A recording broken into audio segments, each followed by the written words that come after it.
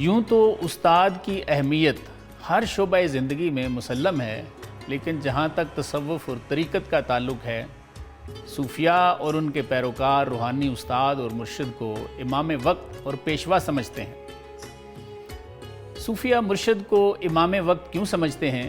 सूफिया इसकी वजह ये बताते हैं कि कुरान में अल्लाह ने इरशाद फरमाया है, अलम तरा इलल्लज़ीना युज़क्कूना अनफुसहुम बलिल्लाहु युज़क्की मन यशा। यानी ए महबूब, देखे हैं वो लोग जो अपनी पाकीज़गी के दावे करते फिरते हैं, अल्लाह जिसे चाहते हैं उसे पाक करते हैं। अगर अल्लाह ताला कुछ लोगों को पाक करते हैं तो इंसानों में सबसे बेहतर तो अंबिया ही हैं। अगर उनकी पाकी पे हमें शक आ जाए तो फिर तो माज़ अल्लाह हम दीन से भी गए। पैगंबर तो अल्लाह ताला ने पहले दिन के पैदा ही खास किए हैं। दूसरी ख़ास बात कि पैगंबरों ने अपनी सारी ज़िंदगी बड़ी ही मुखालफत में गुजारी है, लेकिन ये एक हकीकत है कि उनके किरदार पर कभी किसी ने उंगली नहीं उठाई। मालूम हो गया कि वो थे ही पाक। फिर अगर अल्लाह फरमाते हैं कि हम जिसे चाहते हैं उसे पाक करते हैं, तो क्या उसने पैगंबरों को पाक नहीं किया? हम जो पाक नहीं हैं, तो जो हमारे हालात मस्जिदों और मदरसों में हैं वो किसी से छुपे हुए तो नहीं हैं। इससे हमें एक बात समझ आती है कि पैगंबर पाक हैं।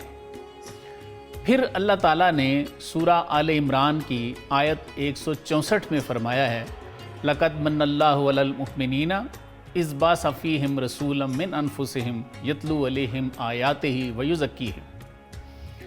यानी बेशक तर्जुमा है कि अल्लाह ताला ने ईमान वालों पर बड़ा एहसान फरमाया है कि उनमें एक रसूल भेजा है जो उनमें से है और वो उनके सामने अल्लाह की आयात तलावत करता है और उन्हें पाक भी करता है।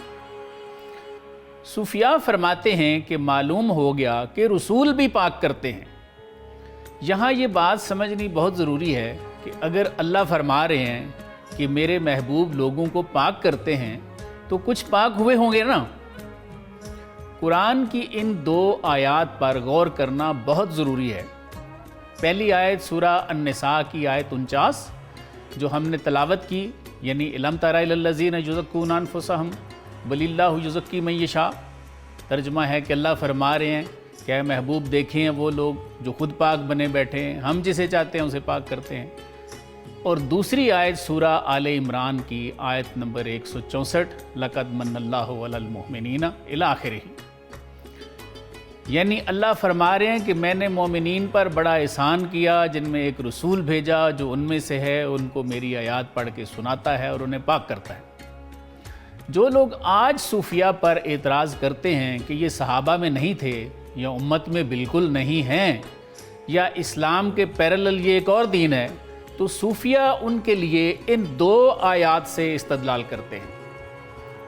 क्या फरमाते हैं? कहते हैं कि भाई अगर अल्लाह ताला फरमा रहे हैं कि मैं लोगों को पाक करता हूँ और फिर अपने महबूब का भी फरमा रहे हैं कि वो भी लोगों को पाक करते हैं, तो सूफिया फरमाते हैं कि ये कैसे मुसलमान हैं जो आज ये ईमान रखते हैं कि अल्लाह के पाक करने से भी कोई बंदा पाक नहीं हुआ और रसूल सल्लल्लाहु अलैहि वसल्लम से भी कोई शख्स पाक नहीं हुआ।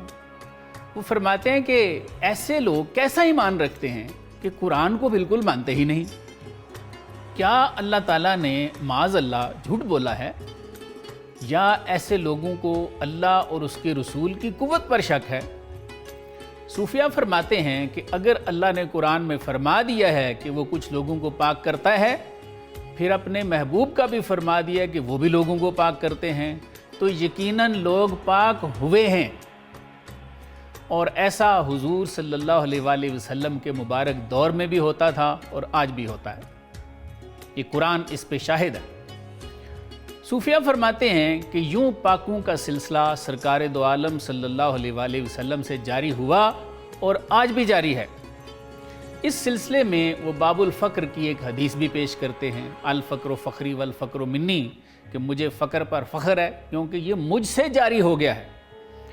आज जो लोग तसव्वुफ़ के और सूफ़ियों के ऊपर एतराज़ करते हैं, वो इस हदीस की सेहत पर भी बात करते हैं, लेकिन इसका मज़मून कुरान की उन दोनों आयात के बिल्कुल ऐन मुताबिक है जो अभी हमने तलावत की। بقول صوفیہ اس طرح ایک چراغ سے آگے امت میں لاکھوں چراغ روشن ہو رہے ہیں۔ وہ مزید کہتے ہیں کہ جیسے انبیاء امام وقت ہوتے ہیں، ایسے ہی پاکان امت یعنی اولیاء و صالحین بھی وقت کے اصل امام ہیں، کیونکہ اللہ نے قرآن میں سورہ النساء کی آیت نمبر 69 میں جہاں انعم اللہ علیہم کا ذکر کیا ہے، تو پیغمبروں کے بالکل ساتھ وہاں پہ اللہ تعالیٰ نے اولیاء و صالحین کا بھی ذکر کیا ہے۔ جیسے انبیاء لوگوں کو پاک کرتے ہیں اور ان کا تزکیہ نفس کرتے ہیں، بالکل اسی طرح صالحین بھی چونکہ انعام یافتہ ہیں، تو بقول صوفیہ وہ بھی لوگوں کا تزکیہ کرتے ہیں، ان کو پاک کرتے ہیں۔ 20ویں صدی کے معروف صوفی سیدنا احمد قدس اللہ سرہ العزیز اپنے ملفوظات شریفہ بقائے حیات میں ارشاد فرماتے ہیں کہ بھائی دیکھو، جسم پانی سے پاک ہوتے ہیں اور دل اللہ کے نور سے پاک ہوتے ہیں۔ اس سے ایک بات سمجھ آتی ہے کہ انبیاء و اولیاء لوگوں کو جو پاک کرتے ہیں تو ان کے سینوں میں جو موجود نور شرع صدر ہوتا ہے اس سے پاک کرتے ہیں۔ بالکل یہی بات مولانا روم رحمۃ اللہ علیہ نے بھی فرمائی ہے۔ آپ اس کی تشریح فرماتے ہیں کہ قرآن میں حکم ہے قد افلح من تزکا، یعنی وہ جیت گیا کہ جس نے اپنے آپ کو پاک کر لیا، یعنی بندے کی اصل جو کام کرنے والا ہے وہ ہے ہی تزکیہ نفس کا ہے۔ تو کاشف اسرار فرماتے ہیں کہ یہ کام انبیاء کے بعد کسی انعام یافتہ ولی کامل کی صحبت کے بغیر ممکن ہے ہی نہیں۔ آئیے دیکھتے ہیں مولانا کیا فرماتے ہیں۔ آپ فرماتے ہیں نفس را نہ تواں کش الا بذل پیر، دامن آن نفس کشرا محکم بگیر۔ فرماتے ہیں کہ نفس کو مارا ہی نہیں جا سکتا سوائے ذل پیر کے، اس لیے اس نفس کش کے دامن کو مضبوطی سے پکڑنا چاہیے۔ اس سے مراد ہے اس کی صحبت اختیار کرنی چاہیے، اور اس پر تمام صوفیہ کا اتفاق ہے۔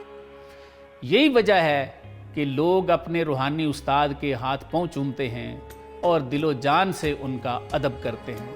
شاہ نیاز کا ایک کلام ہے، زہد و تقوی در فگندم زیر پائے یا صنم، مذہبم عشق است و مستی مشربم جوش و خروش، مست گشتم از دو چشم ساکی پیمانہ نوش، الفراق کے ننگ و ناموس الوداع عقل و ہوش۔ یعنی فرماتے ہیں کہ میں نے زہد و تقوی کو اپنے روحانی استاد یا مرشد کے قدموں میں ڈال دیا ہے، میرا مذہب اب عشق و مستی ہے اور مشرب جوش و خروش ہے، میرا ساقی شراب معرفت کے جام سے مست ہے اور میں اس کی 2 آنکھوں سے مست ہو گیا ہوں، اس لیے میں نے اس کی محبت میں اپنی عزت و ناموس اور عقل و ہوش کو الوداع کہہ دیا۔